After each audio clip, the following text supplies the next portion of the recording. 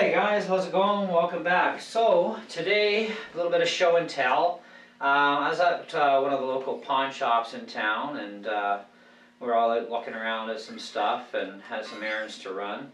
And I saw this on the rack for 59 bucks. It's an Ibanez Gio. And that's about all I can tell you as far as its numbers go. I can't tell you anything else like, is it this or that, extra numbers. It's Ibanez Gio. That's all I can find on it. I've checked the internet, I've checked Ibanez's website, found a few that are actually pretty close. The closest one that this actually represents is actually the 170 DXL.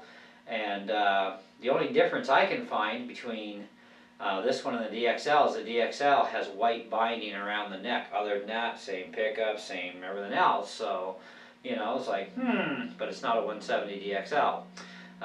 So anyways, we're not sure exactly what it is, other than it is an Ibanez Gio.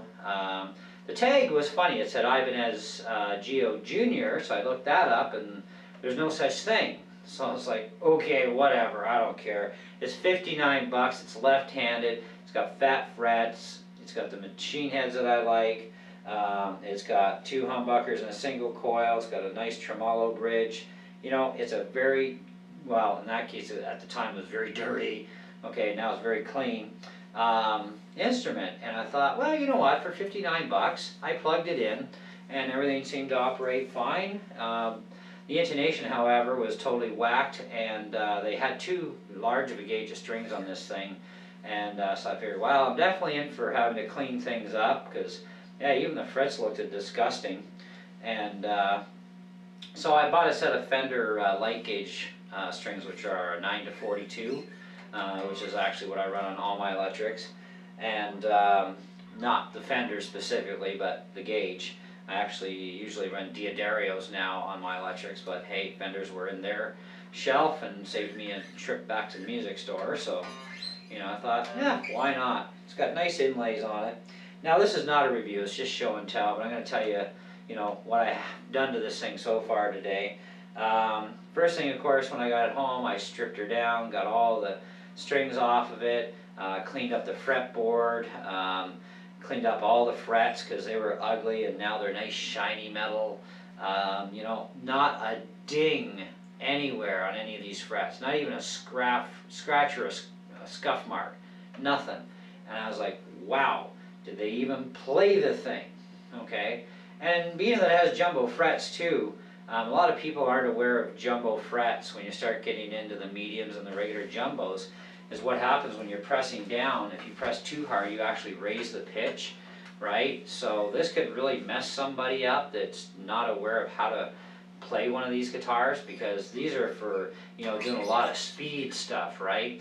Because you don't have to hardly have any effort at all, which is great. So you have actually very little to no contact with your actual fretboard itself when you're fretting your chords and your notes. So makes for a fast neck, which is great. Anyway, so a little bit of what I've got on it so far. I've readjusted the neck. It had to be done. Reset the intonation. It was totally screwed, which is probably why the person probably gave up on this thing, is because you can tune each string no matter how your intonation's set. It'll tune to E, A, D, G, B, and E. But it's when you go to do your chord, that's where you're going to have the problem, and it's not going to play right. It's going to sound like crap. And some people just won't even bother. They'll just, and it's just the way it goes. And hey, one man's is another man's treasure, okay? And this is not junk, so that's why I didn't say junk. Now, the tuners are very sensitive on this thing, even though they are my favorite style. They can stay for now. Eventually I'll put some Grovers on this thing. It's actually a nice worthy guitar with some nice machine heads. So, but these ones from Ibanez, even though they are the style I like, they just don't have as much adjustability as the other ones that I have on my other guitars. So I've adjusted these as far as I can get, and they're still holding tight, which is good, and it is holding tune.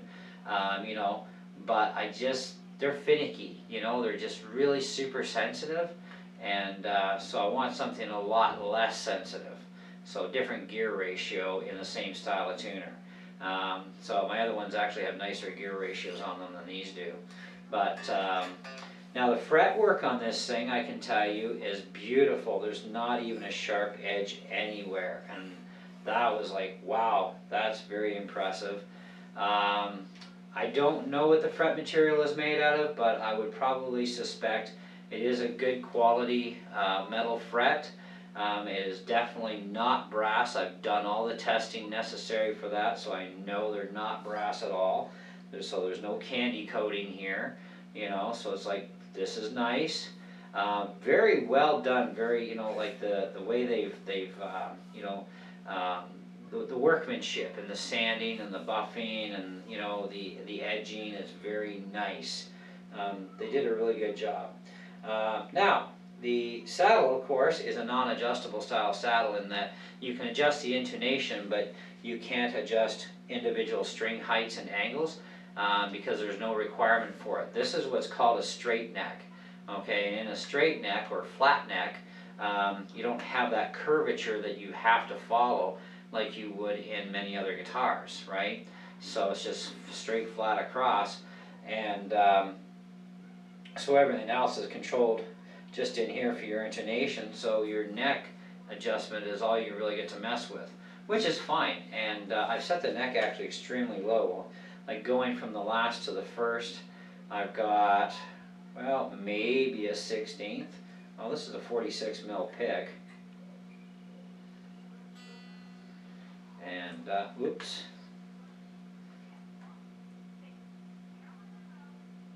See if I can, there we go. So yeah, it's, it'll fit a 46 mil pick with probably hardly any push-up at all, if any. So it's set pretty low now. I really like it. I still have some relief in the neck, you know, and that's good. We want that.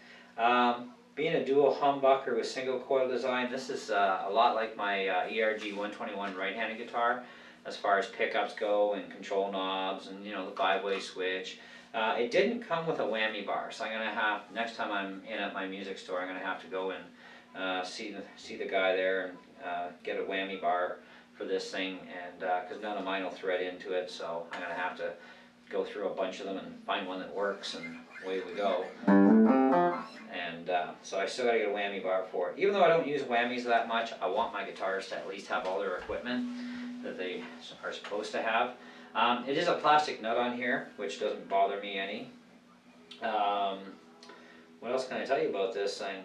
Well, it's a pretty decent little rig so far. So I will be doing a review on this probably in the next few weeks to a month. I'm going to beat the daylights out of this thing for the next little bit and see how well it does. But, you know, I still have some settling out to do with the neck adjustments and that, and then do a final check of my intonation and make sure everything's staying bang on there, and then we should be good to go. So I'm going to play a couple, you know, chords for you on each pickup setting on the clean channel, and then we'll throw some dirt through it. Now I'm running this through my Roland XL15 Cube amp.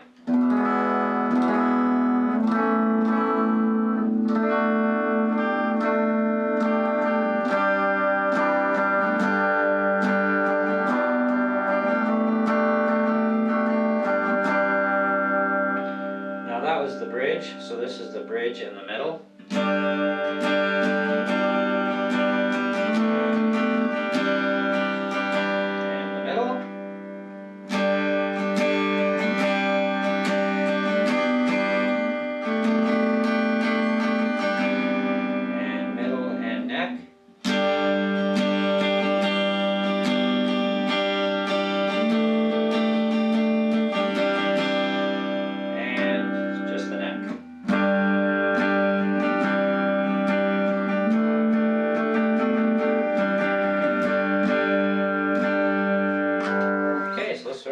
Through this thing. So I'm going to fire up my lock, stock, and barrel pedal and my quick draw delay. And we'll start with the bridge pickup.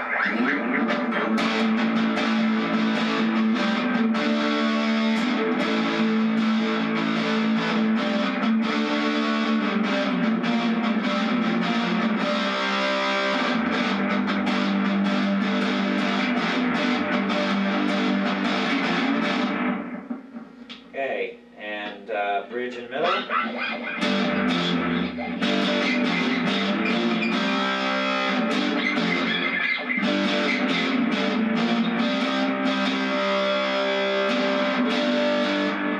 And just the middle.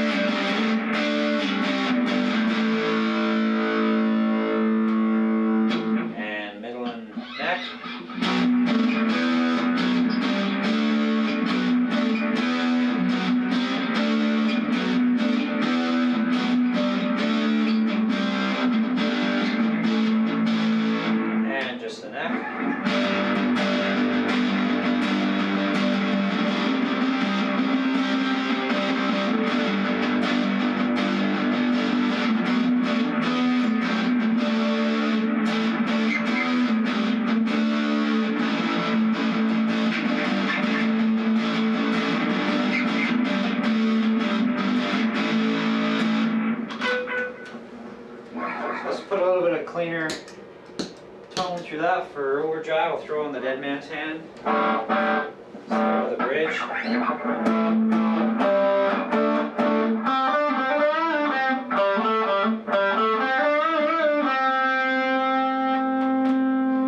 And pick up.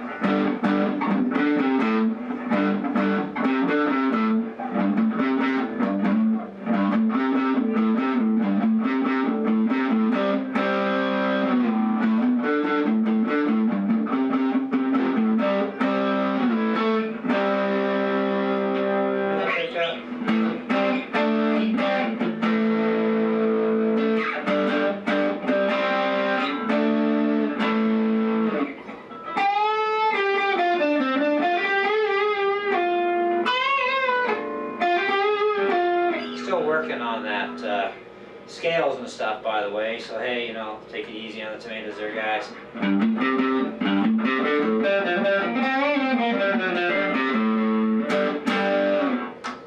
So I think overall I'm pretty happy with this thing so far. A little bit of heavy metal.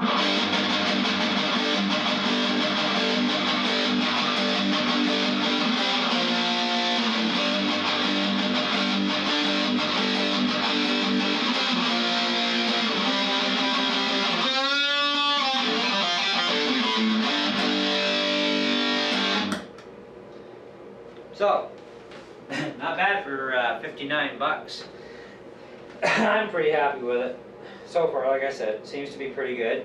Time of beating on it will tell how well the frets really are, but so far, you know, not a dent, not a scuff mark. And, you know, I've been trying to, you know, just do a lot of string bending with it, even the last few hours. I got this this afternoon, so it's like, okay.